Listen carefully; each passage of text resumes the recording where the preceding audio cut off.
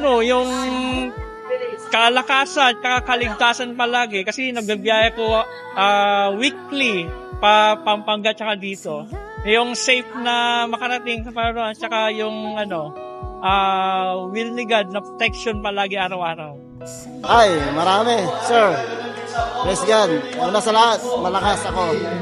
Yun lang, and God bless you. Yung buhay ko ngayon kasi praise God, madami akong answered prayers this past few days lang.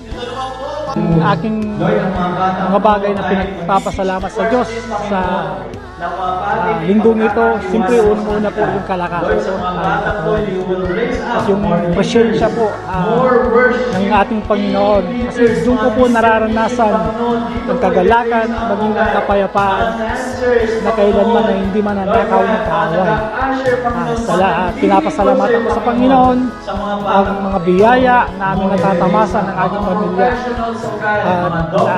At pinapasalamatan ko rin po bilang isang mananampalataya ay pinagkatiwalaan po ako ng mga gawain pagbabible study po at ito'y binabalik ko to ng kapapurihan. Salamat sa ating Panginoon.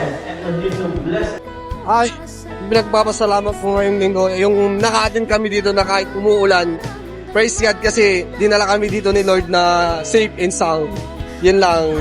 Ngayong linggo, ang pinagpapasalamat ko ay kahit umuulan, kahit may baha, ay niloob ni Lord na tayo ay makarating dito sa church at makasamba.